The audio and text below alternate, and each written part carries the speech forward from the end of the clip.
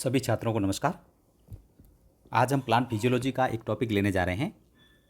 Topic का नाम है कार्बनिक विलेयों का स्थानांतरण, ट्रांसलोकेशन ऑफ ऑर्गेनिक सॉल्वेंट। इससे पहले हम लोगों ने एसेंट ऑफ सैप, जिसको हम लोग रसारोहण कहते हैं, मतलब जो वाटर होता है सॉइल के अंदर, वो किस प्रकार से पौधे के विभिन्न भागों तक पहुंचता है, किस प्रकार से एब्जॉर्प्शन होता है और किस प्रकार से उसका मूवमेंट होता है। जैसा कि हम सब जानते हैं कि जो प्रकाश संश्लेषण की प्रक्रिया द्वारा भोजन का निर्माण होता है वो पत्तियों में होता है, और पत्तियों में जो खाद्य पदार्थ निर्मित होते हैं वो पौधे के विभिन्न भागों तक पहुंचते हैं। तो इस टॉपिक में हम ये समझने का प्रयास करेंगे कि ये जो कार्बनिक पदार्थ जिनका निर्माण फोटोसिंथेसिस के दौरान हुआ है, ये किस प्रकार से एक भाग से दूसरे भाग में पहुंचते हैं। तो सबसे पहले आपको परिभाषा पता होनी चाहिए कि ट्रांसलोकेशन किसे कहते हैं या कार्बनिक विलेयों का स्थानांतरण होता है जो क्या होता है, इसको समझने का हम लोग प्रयास करते हैं। आप परिभाषा देखें। प्रकाश संश्लेषी भाग जो खाद्य पदार्थों के सप्लाई का कार्य करते हैं। फोटोसिंथेसिस का जो कार्य होता है वो कहाँ होगा? पत्तियों में। उसे हम लोग सोर्स कहते हैं। सबसे पहला वर्ड है, आपको इस टॉपिक को समझने में आपको सोर्स का ध्यान होना जरूरी है। मतलब जिस जगह भोजन का निर्माण होता है, ग्लूकोज या सुक्रोज का निर्माण होता है, उसको हम लोग कहते हैं सोर्स। तथा वे अंग जो उपापचयी क्रियाओं हेतु इनका संचयन या उपभोग, स्टोरेज और कंजप्शन करते हैं, उन्हें हम लोग सिंक कहते हैं। तो स्टोरेज करने वाले पार्ट कौन कौन से हो सकते हैं? जड़। यहाँ पे मैंने एक एग्जांपल दी, जड़। वो तना हो सकता है, सीड हो सकता है, फ्रूट हो सकता है। हर प्लांट के अंदर अलग अलग प्रकार के सिंक हो सकते हैं। तो जिस जगह उसका स्टोरेज होता है या जिस जगह उसका उपभोग होता है, उसको हम लोग बोलते हैं सिंक। तो दो पार्ट आपको याद रखने, एक सोर्स और एक सिंक। ये दोनों अंग अर्थात सोर्स और सिंक अधिकतर पौधों में एक दूसरे से काफ़ी दूरी पर स्थित होते हैं, इसलिए इनका सक्षम स्थानांतरण होना आवश्यक है। अब जो छोटे पौधे होते हैं या जिनकी जिसको अपन बोलते हैं हाइट या साइज़ बड़ी नहीं होती है, उनमें स्थानांतरण आराम से विसरण द्वारा हो सकता है। लेकिन जो बड़े पौधे हैं उनमें एक मजबूत सिस्टम की आवश्यकता होती है, और वो सिस्टम होगा तभी भोज्य पदार्थों का स्थानांतरण सोर्स से सिंक की तरफ होगा। ठीक है। अब देखो, एक लाइन में अगर आपको डेफिनेशन लिखनी हो तो कैसे लिखेंगे? सोर्स से सिंक तक खाद्य पदार्थों, जो कार्बनिक पदार्थ जिसको हम बोलते हैं, के प्रवाह को या स्थानांतरण को ट्रांसलोकेशन कहते हैं। डिफाइनेशन, ये इसकी डेफिनेशन होगी। परिभाषा जिसको हम बोलते हैं वो इस प्रकार से। अब आप इस डायग्राम में देखें कि सोर्स यहाँ पर बना रखा है। सोर्स जैसे फोटोसिंथेटिक एरिया कहाँ उपस्थित होगा? पत्तियों में। यहाँ से जो भोजन बना वो ट्रांसपोर्ट होगा, कहाँ पे होगा? सिंक के अंदर। सिंक कहाँ होता है? मेटाबॉलिक साइट होती है, ये स्टोरेज साइट हो सकती है, जिसमें स्टेम हो सकता है, सीड, फ्रूट और रूट। जैसे आप एक नॉर्मल एग्जांपल दें, शुगर कैन, गन्ना, तो हम लोग जानते हैं कि गन्ने के अंदर जो स्टोरेज रीजन है वो कौन सा हो गया? स्टेम हो गया। इसी प्रकार से अगर आप पोटैटो का लेते हैं तो मॉडिफिकेशन ऑफ स्टेम है, जो इसको अपन ट्यूबर कहते हैं, वो भूमि के अंदर पाया जाता है, वो उसका स्टोरेज रीजन हो गया। अगर आप चुकंदर का एग्जांपल देते हैं बीटरूट, तो बीटरूट के अंदर स्टोरेज रीजन कौन सी होगी? मॉडिफिकेशन ऑफ रूट, जो जमीन के अंदर पाई जाती है, वो उसका स्टोरेज रीजन हो गया। हो सकता है स्टोरेज रीजन जो रीजन है वो तने का कोई तना भी हो सकता है, तने का जैसे हमने एग्जांपल बता दिया, हो सकता है कोई लीफ का भी पोर्शन हो सकता है। तो स्टोरेज रीजन का मतलब ये हो गया कि जो भोजन बना है और जिस जगह स्टोरेज होता है उसको हम लोग स्टोरेज रीजन कहते हैं। अब आप ये देखें, एक डायग्राम में हम इसको समझने का प्रयास करते हैं।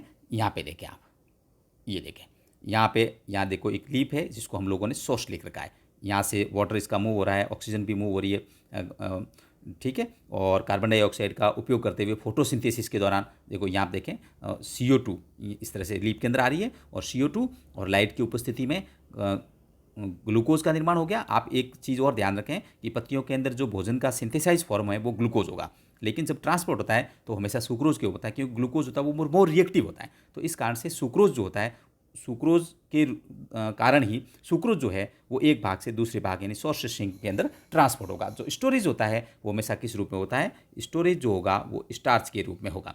तो ये तीनों चीज़ें आपको इसमें कन्फर्म होनी चाहिए। अब आप देखें कि CO2 की मदद से ये पत्तियां हैं, पत्तियों के अंदर भोजन का निर्माण हो गया, हाइड्रोजन और ऑक्सीजन इससे रिलीज होगी। तो ये क्या हो गया? आपके पास ये सोर्स हो गया। यहाँ पे आप देखें दूसरी जगह एक और सोर्स बता रखा है, ये देखो सोर्स।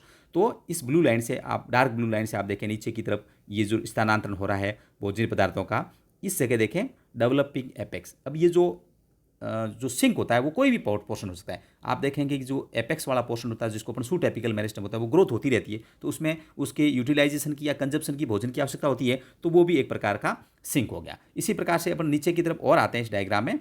तो आप नीचे की तरफ आप देखें कि ये देखो, ये इस तरह से मूवमेंट हो रहा है, और जो जड़ें हैं उसमें सब जगह क्या लिख रखा है, सिंक, क्योंकि ज़्यादातर जो स्टोरेज है वो इस जगह हो रहा है, सिंक, और ये मिनरल्स है वो रूट है वो एब्जॉर्ब करती है। तो इस डायग्राम से हम लोग ये समझ सकते हैं कि सोर्स कौन सा है और सिंक कौन सा है। अब आप ये ध्यान रखें कि जैसा कि हम लोगों ने एसेंट ऑफ शेप में एब्जॉर्प्शन और एसेंट ऑफ शेप में पढ़ा कि जाइलम के थ्रू जो वाटर का जो मूवमेंट होता है वो यूनिडायरेक्शनल होता है, यानी हमेशा वाटर है वो लोअर पोर्शन से अपर पोर्शन के ऊपर, जिसको हम लोग अपवर्ड मूवमेंट कहते हैं, अपवर्ड ट्रांसपोर्ट करते हैं, वही होगा। लेकिन जो भोज्य पदार्थ है या जो कार्बनिक पदार्थ जिसका निर्माण फोटोसिंथेसिस के द्वारा हुआ है या प्रकाश संश्लेषण के द्वारा हुआ है, उसका जो मूवमेंट होता है वो कई प्रकार से होता है। अलग अलग वैज्ञानिकों ने अलग अलग तरीके से इसको समझाने का प्रयास किया, कुछ एक्सपेरिमेंट भी उन्होंने किए। कौन कौन से हो सकता है? और डाउनवर्ड ट्रांसलोकेशन, डाउनवर्ड में हम जैसे अभी पहले वाले डायग्राम में देखा कि अगर पत्तियां हैं और पत्तियों से भोजन निर्मित नीचे की भाग की तरफ अगर ट्रांसलोकेशन हो रहा है तो उसको डाउनवर्ड बोलते हैं। अपवर्ड में भी जैसे देखा कि एक पत्ती से ऊपर जो शूट एपिकल मेरिस्टेम था उसमें मूवमेंट हो रहा था, ऊपर की तरफ भी इसका मूवमेंट हो सकता है। लेटरल भी हो सकता है, इसको भी हम डायग्राम से, टेंजेंशियल कहते हैं इसको भी हम डायग्राम से समझने का प्रयास करेंगे। और बाई डायरेक्शन का मतलब है कि फ्लोएम के अंदर ऊपर और नीचे सभी दोनों दिशाओं में इसका मूवमेंट हो सकता है। आगे हम ट्रांसलोकेशन की थ्योरीज पढ़ेंगे, उसमें इस जो ये वर्ड दिए हुए इसको समझने का प्रयास करेंगे। तो आपको यहाँ पे ये ध्यान रखना है कि जाइलम में जो जल का प्रवाह होता है वो हमेशा ऊपर की तरफ होगा, जबकि फ्लोएम के अंदर ये हमें पता है कि जाइलम से जल का और मिनरल्स का एब्जॉर्प्शन और उसका ट्रांसपोर्ट होता है, और फ्लोएम जो होता है वो कार्बनिक पदार्थों के ट्रांसलोकेशन में मुख्य भूमिका निभाता है। तो ऑर्गेनिक मटेरियल जो ऑर्गेनिक पदार्थ है, सॉल्यूट्स है, उनका जो ट्रांसलोकेशन होगा वो अपवर्ड, डाउनवर्ड, लेटरल और बाई डायरेक्शनल सभी रूप में हो सकता है। अब एक देखें आपके किस प्रकार से आपको ये पता होना चाहिए कि जो भोज्य पदार्थ है उसके मूवमेंट के अंदर जो प्लांट का स्टेम, पत्तियां, तना, उसमें जो मुख्य भूमिका होती है वो किसकी होती है? फ्लोएम की। तो यहाँ पे हमने एक डायग्राम द्वारा फ्लोएम ऊतकों को समझाने का प्रयास किया। जैसा कि आप लोगों ने सेकेंड ईयर में पढ़ा था कि फ्लोएम जो ऊतक होते हैं उसमें मुख्य जो भूमिका होती है वो सीव ट्यूब, जिसको हम लोग चालनी नलिका कहते हैं। आप ये देखें, ये एक चालनी नलिका की संरचना बता रखी है, यहाँ से लेके और यहाँ तक। ये ठीक इसी प्रकार से ये एक और चालनी नलिका की संरचना बता रखी है। सेकेंड ईयर में हम लोगों ने इसके बारे में पढ़ लिया। इसकी जो एंड होती है, इस एंड पर ये जो छोटे छोटे आपको छिद्र दिखाई दे रहे हैं इसको हम बोलते हैं सीव प्लेट, और सीव प्लेट में ये पोर होते हैं। इसके साथ में एक महत्वपूर्ण कोशिका और होती है जिसको अपन कंपेनियन सेल कहते हैं, जो कि सीव ट्यूब के बिल्कुल पास में स्थित होती है। और जब कार्बनिक पदार्थ है उनका स्थानांतरण जब होगा सीव ट्यूब के अंदर, तो उसमें कंपेनियन सेल की मुख्य भूमिका होती है। ये companion cell ATP, adenosine triphosphate का यूज़ करते हुए एक प्रकार का सक्रिय ट्रांसलोकेशन जो होता है वो सक्रिय प्रक्रिया है, आगे हम थ्योरीज में पढ़ेंगे। तो एटीपी का यूज़ करते हुए जो पदार्थ है वो इसमें मूव होते हैं। अब जैसा कि हम लोगों ने देखा कि अपवर्ड या डाउनवर्ड, इसका मतलब ये हुआ कि अगर मान लो ये कंपेनियन सेल है और इस कंपेनियन सेल के माध्यम से सपोज करें कि जो कार्बनिक पदार्थ है वो यहाँ मूव करके इस सेल के अंदर इस तरह के, ठीक है, मान लो बाहर की तरफ इसकी कंसंट्रेशन ज़्यादा है तो इस जगह ये मूव करेंगे। इस मूव करने के बाद ये जो पर्टिकुलर एक जो सेल है, सीव ट्यूब जिसको अपन बोलते हैं या सीव सेल कहते हैं एक सिंगल को, ये ट्यूब का मतलब है कि पूरी एक के ऊपर, इसके ऊपर आप देखें यहाँ और लगी रहेगी, तो ये पूरी नलिका की टाइप संरचना बनाती है। तो इस सीव सेल के अंदर क्या होगा? इस सीव सेल के अंदर इसकी कंसंट्रेशन जो ऑर्गेनिक पदार्थ उसकी ज़्यादा होगी। तो अब ये इसके ऊपर वाली, सपोज ये ऊपर वाली है और ये नीचे वाली है, सपोज मान लो इसको हम लोग 1 नंबर कह देते हैं सीव सेल, ऊपर वाली को 2 नंबर कह लेते हैं और नीचे वाले को अपन 3 नंबर कहते हैं। तो जो भोज्य पदार्थ है, जो कार्बनिक पदार्थ है, वो ऊपर की तरफ भी मूवमेंट कर सकते हैं इस सीव ट्यूब से, इसके नीचे की तरफ भी इसमें मूवमेंट कर सकते हैं। तो मूवमेंट जो होगा वो ऊपर की तरफ और नीचे की तरफ, अपवर्ड एंड डाउनवर्ड, ठीक है, और दोनों साथ में भी हो सकते हैं। अब आप देखें कि कई बार बहुत रेयर कंडीशन में होता है कि ये जो इसके जिसको अपन बोलते हैं कि पैरेलल रूप से, या जिसको हम कह सकते हैं कि लेटरल जो सीव ट्यूब है, इसमें भी इसका स्थानांतरण कभी कभी रेयर कंडीशन में, ये हालांकि धीमी गति में होता है लेकिन ये हो सकता है। तो ये जो मूवमेंट होता है इस तरह का, ये ऊपर या नीचे, इसको हम लोग बोलते हैं अक्षीय मूवमेंट, ठीक है। तो इससे हम लोग ये समझने का, इसमें हमने ये समझने का प्रयास किया कि जो भोज्य पदार्थ है उसका मूवमेंट ऊपर और नीचे और लेटरल की तरफ भी हो सकता है, या दोनों दिशाओं में साथ साथ हो सकता है। अब जैसा कि हम लोगों को पता लग गया कि सोर्स क्या होते हैं और सिंक क्या होते हैं, तो सोर्स सिंक का जो रिलेशनशिप है उसको अभी हम लोग समझने का प्रयास करेंगे। अब मैं वापस आपको बताना चाहूँगा, डायग्राम में भी आगे हम लोग समझेंगे, या सीधा अपन डायग्राम पे आ जाते हैं। ये जो थ्योरीज दी गई है इसको आप लोग इसका PDF में आपको भेज दूंगा, इसको मैं समझाने का भी प्रयास करूँगा। ये देखो, ये एक डायग्राम बना हुआ है, यहाँ पे इस डायग्राम की तरफ देखें। सोर्स, ये देखें, ये आपको दिखाई दे रहा है सोर्स, ये सोर्स आपको दिखाई दे रहा है यहाँ। तो सोर्स की परिभाषा क्या देंगे? वह स्थान जहाँ खाद्य पदार्थों का संश्लेषण होता है, जबकि सिंक वह अंग है जो इन पदार्थों को अपने यूज हेतु प्राप्त करता है। आप यहाँ देखें, नीचे की तरफ जो देखेंगे तो सिंक आपको दिखाई देगा।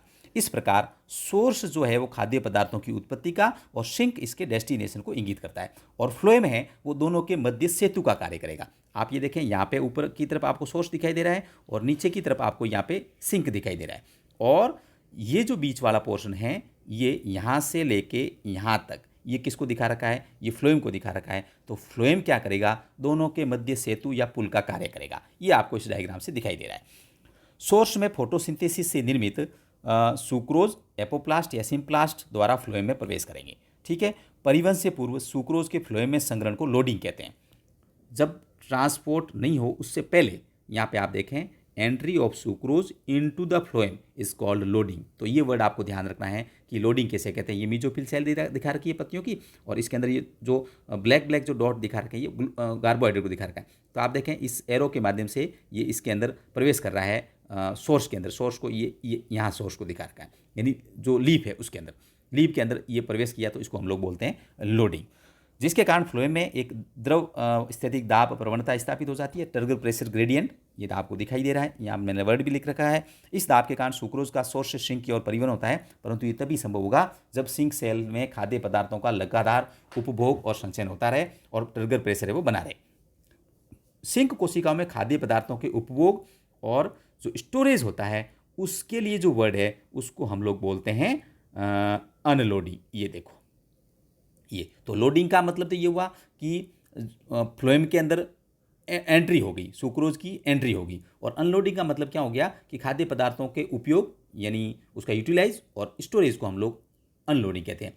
अब यदि सुक्रोज सिंक और सुक्रोज में यदि सिंक सुक्रोज के उपयोग में असमर्थ होता है तो फ्लोएम में जो टर्गर प्रेशर है वो कम हो जाएगा, और टर्गर प्रेशर कम होने से परिवहन के अभाव में तंत्र में शर्करा सांद्रता बढ़ती है तथा फोटोसिंथेसिस दर भी कम हो जाएगी। इस प्रकार सिंक की उपभोग योग्यता सोर्स के फोटोसिंथेसिस को प्रभावित करती है। मतलब अगर यूटिलाइज होगा तभी फोटोसिंथेसिस होगा, वरना नहीं होगा। तो पदार्थों में सोर्स सिंक का आमाप, उपापचयी क्रियाएं पादप वृद्धि और उत्पादकता का भी निर्धारण करते हैं, और दोनों की क्रियाशीलता अधिक होने पर उत्पादन भी अधिक होता है। तो अभी हम लोगों ने ये समझने का प्रयास किया कि सोर्स और सिंक, लोडिंग और अनलोडिंग। आगे हम एक थ्योरीज पढ़ेंगे जो मेन ट्रांसलोकेशन को समझाती है, उसमें इस डायग्राम का वापस महत्व आएगा जिसके बारे में हम अध्ययन करेंगे। इस डायग्राम में भी आप अच्छी तरह से समझ सकते हैं। यहाँ जो देखें ये एक फ्लोएम की स्ट्रक्चर को बता रखा है, और फ्लोएम के स्ट्रक्चर में ये देखो सोर्स सेल जिसमें लीफ को बता रखा है। ये रेड जो ग्रेन दिखाई दे रहे हैं ये कार्बनिक पदार्थ हैं। तो ये कार्बनिक पदार्थ ये फ्लोएम की जो कोशिकाएं हैं, सीव ट्यूब जिसको दिखा रखी है, इस सीव ट्यूब में स्थानांतरित हुए, और स्थानांतरण के अंदर यहाँ जो मूवमेंट है डाउनवर्ड दिखा रखा है, ट्रांसलोकेशन ऑफ सुक्रोज। और ट्रांसलोकेशन ऑफ सुक्रोज ये रेड आप देखें, और नीचे की तरफ सिंक सेल जो कि एक एग्जाम्पल द्वारा हम लोग रूट में बता रहे हैं। तो इस रूट में ये जो भोज्य पदार्थ है वो ऊपर से नीचे की तरफ मूव हुए। तो आज हम लोगों ने ये समझने का प्रयास किया कि ट्रांसलोकेशन किसे कहते हैं, फ्लोएम की भूमिका क्या होती है, किस प्रकार से भोज्य पदार्थों का स्थानांतरण होता है, अपवर्ड होता है, डाउनवर्ड होता है या पैरेलल होता है, और सोर्स सिंक रिलेशनशिप क्या है। कल हम लोग ये समझने का प्रयास करेंगे जिसमें मैकेनिज्म ऑफ ट्रांसलोकेशन या कितने प्रकार की जो थ्योरीज दी गई है जो ट्रांसलोकेशन को समझने का प्रयास करती है। धन्यवाद।